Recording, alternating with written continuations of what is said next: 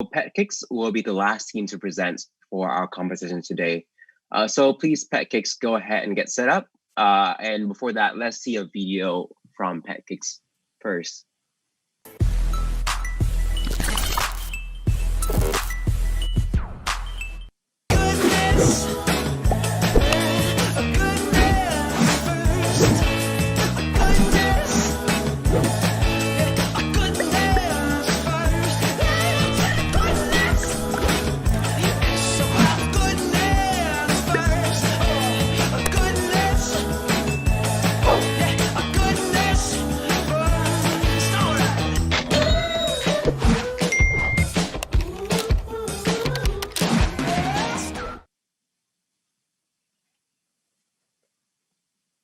Awesome. All right, so Petkix.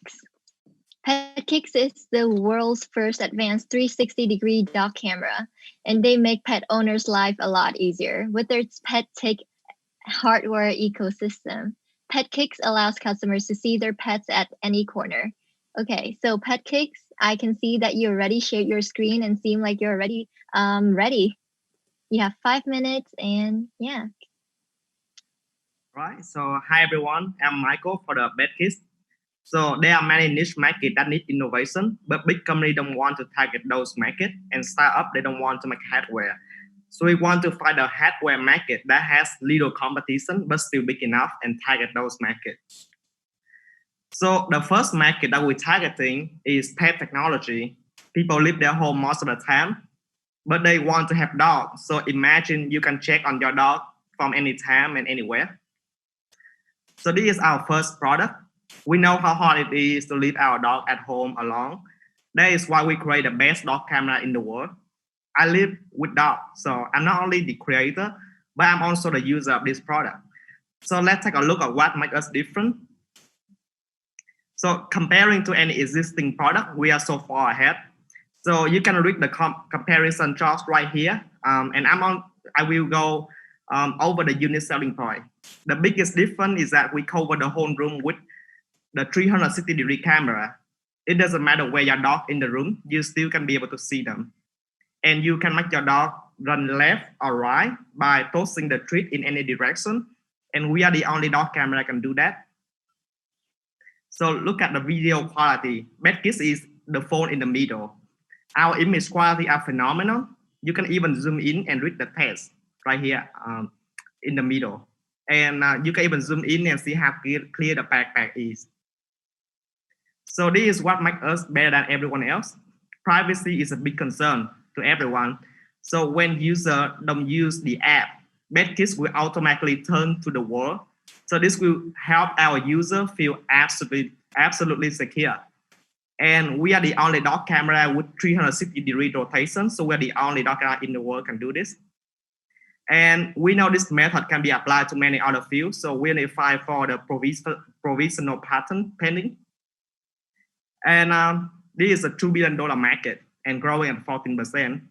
And it's a $1 billion market that doesn't have a market leader, and we want to become one. So the way we make money is very simple. We are selling hardware, and we have a subscription for premium features such as parking alert, dog diary, activity alert, and so on. And we're also gonna have full subscription. So after perfecting our subscription model, we will sell the hardware at manufacturing cost and generate revenue from the subscription. Here's our traction. So we launched in September, and in last month, we got more than $18,000 order. And we have one patent pending, 1,000 people signing up to get update from us. And there's a lot of retailers all over the world are showing interest. So people think it takes a lot of money to manufacturing hardware, but we figure out a way that it's only requires $71,000 to start manufacturing. And this is a niche market, so we have a huge profit margin, and we can get to a profitable stage very quickly. Here's our logistics. We make the product in Vietnam, and then we will sell it. In the USA and Vietnam market, we ship it directly to consumer, and in other countries, we will go to retailer. And here's our growth plan. The most powerful marketing tool we have is the clip made by our existing customer that's selling on their social media. So we want to leverage this free and efficient marketing tool. Just imagine one clip that go viral. It's gonna boost our sales tremendously. And then later on, we can always make more hardware, sell and expand to other country through retailer. And this is just a store. We want to continue making great consumer electronic product in niche market.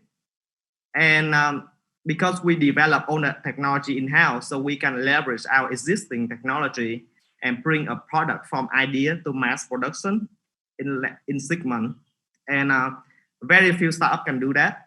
And also because we target niche market, so when big company they don't come in, so our main competitor gonna be other startup.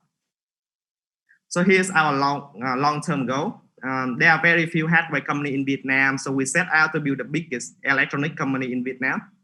So after winning in the niche market, we can start making product that targets the mass population in Vietnam. There's a lot of unique problem in Vietnam that no other country have, and we can targeting those market. So we're doing all of this with just 5 people, and to keep doing good product and win the market, we need the best people. I'm going to talk to many of my friends in America to come back to Vietnam and work with me on this company. So if you are watching this live stream and want to join us on a journey to become the biggest consumer electronic in Vietnam, send me an email. Thank you. So, awesome. Thank you so much, Petkix. And please welcome the, we will now turn on to the Q&A from the judges. Please go ahead. Where did you file the patent? I'm sorry? What geographies did you file the patent in? In the USPTO. Thank you. Hi, Andy Wu here. I just wanted to ask, does it make sense for you guys to prioritize integration with existing like IoT and smart home standards like Zigbee and connected home over IP? And like, if so, like, do you see any complementarities with other aspects of the smart home, like lighting systems or, whatever?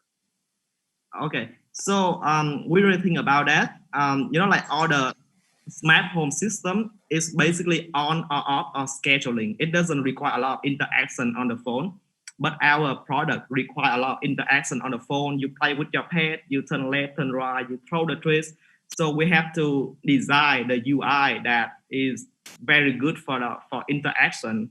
And all the smart home existing currently, like Amazon, it's only like on, off, or scheduling. So we don't have the plan to integrate with that.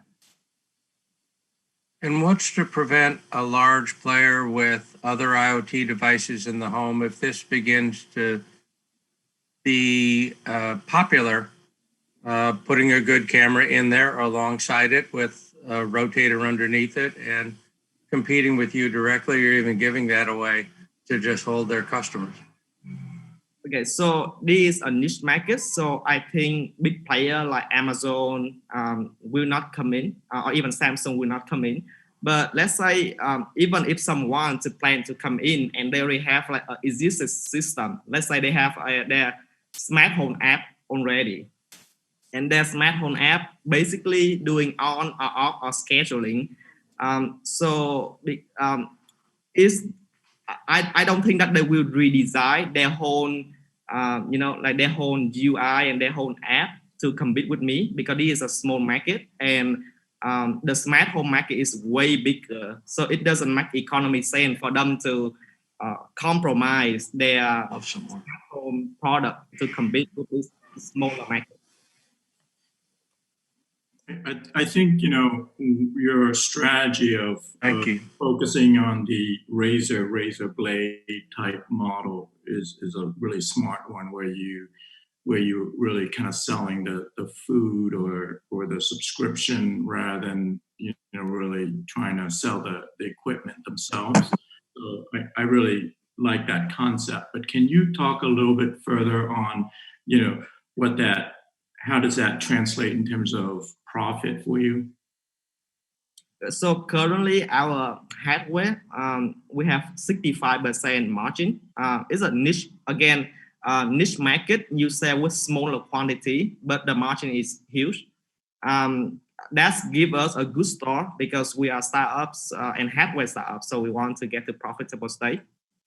And also when we sell enough product, so my plan to integrate the food subscription is that starting we will just be an affiliate. So we will not do the fulfillment ourselves. We just partner with a food company, and then we get a cut from that. You should think about partnering with Cricket Tone. They are producing protein. Yeah. So Michael, really nice presentation, and you talked about being the best dog camera. That sounds really interesting. So could you talk a little bit about the subscription? You see, I think you mentioned two things in subscription. Could you say what is your subscription model? Okay, so the first thing is software. So let's say people are willing to pay. I already talked to a lot of dog owners. They're willing to pay a monthly price. Let's say $4.99 a month to know if their dog is parking abnormally when they leave the dog at home alone. So parking alert, and that's the first one. And then activity alert is that when their dog at home and going around the house, this camera will automatically recording their dog activity, so they can have like a summary of their dog activity. People willing to pay for that, and so that's like two most popular AI feature that customer want. That's the software side, and the food subscription side is simple. It's like like we can have like a subscription. Got it. Okay, no, thank you. Got it. Thank you. Thank you. Michael, can you share a little bit about the R&D cost and how long did it take you and the team prior to going, to start monetizing in September? How long was that process from inception to September, which is last month? Okay. Yeah, I love to say it. So I'm a software guy. Also, I'm a mathematics and software guy. I work in the US, mostly doing software. But then I see the hardware is the future of Vietnam because there's no one doing hardware in here. And then I see in Japan and Korea and China, they're doing hardware. So I think eventually Vietnam will have to catch up with those countries. So I started doing research about hardware about 1 year and 11 months ago. So it took us almost 2 years from zero knowledge about hardware to get to this point of mass production. And our team only have 5 people. It's really small. I'm doing everything. I'm doing from hardware to software to business side. I know a little bit of everything, just enough to work with specialized people. And we have one hardware design guy, one embed code for the hardware, and one guy to do the cloud and the app, and one girl to help with the business. So it's just a team of 5. So the way I build my team is that I only tag in people that say the same philosophy, passion, and long-term vision. And anything that, let's say if I need something, but I cannot find the people to do that, I will outsource it.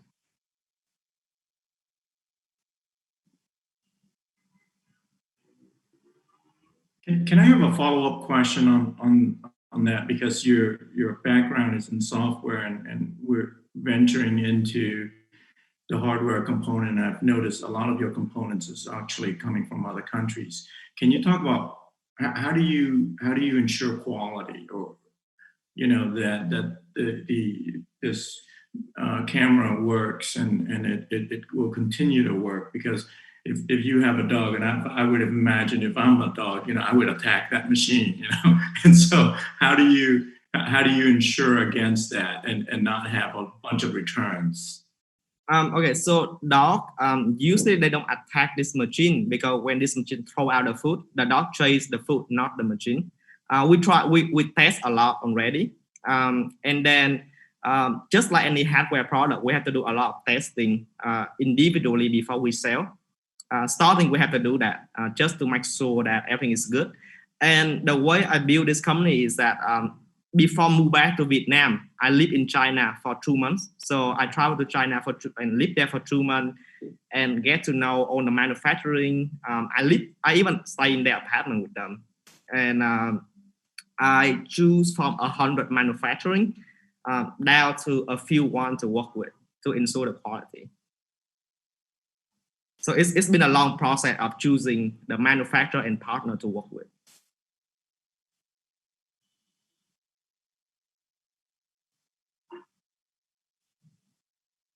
If you don't mind my asking, what could go wrong? What could go wrong? I'm sorry, can you repeat the question, please? That's correct. What could go wrong? What's your biggest worry? So my biggest worry right now is selling. So I'm a technical guy. Most people in our team is technical.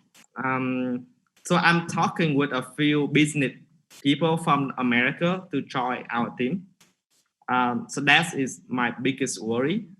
Beside that, the technical side, I don't really worry about that because this is like an R&D cost, and we have this as our IP that build up, and we can always use this research and make other product. So the first product, it took us 6 months. 2 years. But if the next product we build, it's probably take us like 5 or 6 months.